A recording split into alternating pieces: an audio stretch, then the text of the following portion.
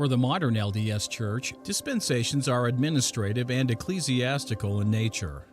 For whatever reason, unlike the ages of man of the Greeks, Hindus, and other ancient nations, or the cycles of destruction and recreations of the Jews, the Latter-day Saints have not connected dispensations with worldwide annihilation, followed by a restoration of the geosphere and biosphere.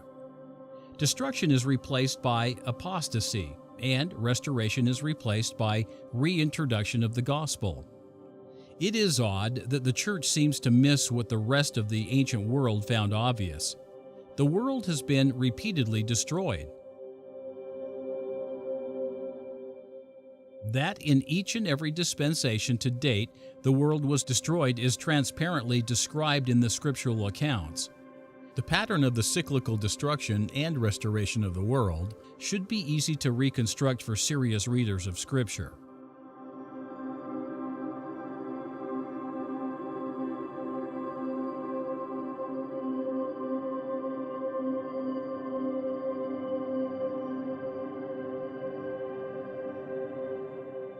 The head of the first dispensation, of course, was the first man, Adam. In the beginning of the dispensation, the earth was a lush garden, but as a result of transgression, Adam and Eve were punished to live on the earth that had been transformed from a garden into one that struggled to sustain itself and was burdened with corrupted forms of vegetation. Jewish folklore records a more extensive curse placed upon the earth than found in Genesis. Water became an issue and sometimes did not fully support life. Lesser forms of life were placed upon earth, vermin and thorns and thistles.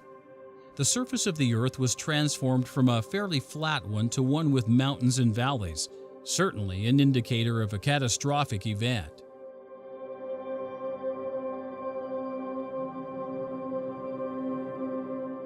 The sun and moon were also adversely affected, extending the catastrophe beyond the confines of Earth.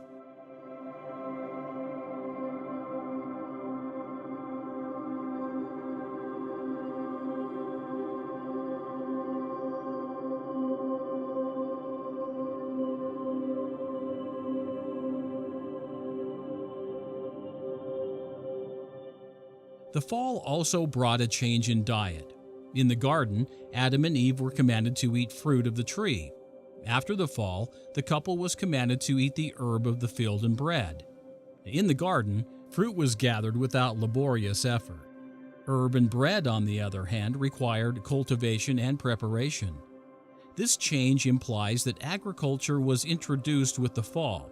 It also implies that the herbs were new to earth.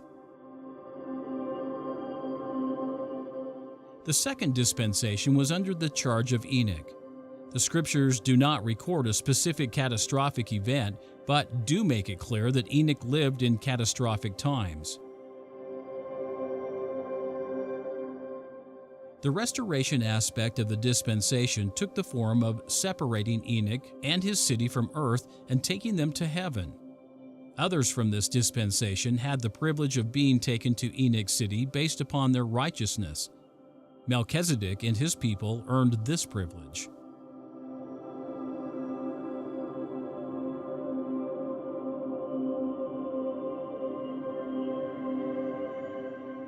The separating of the city of Enoch itself was a catastrophic event, a mighty convulsion of nature, as Parley P. Pratt called it.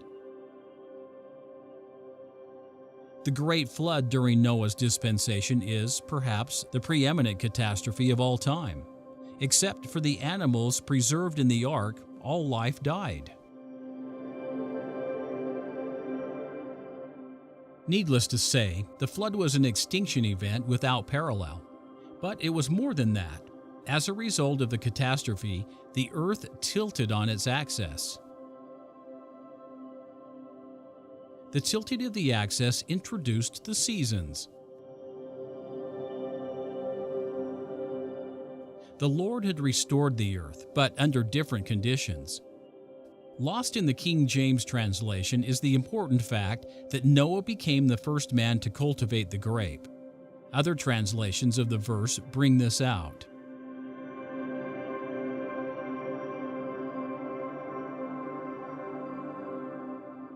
The statement implies that the reason Noah was the first man to cultivate the vine was that the vine was not found upon the earth until after the flood.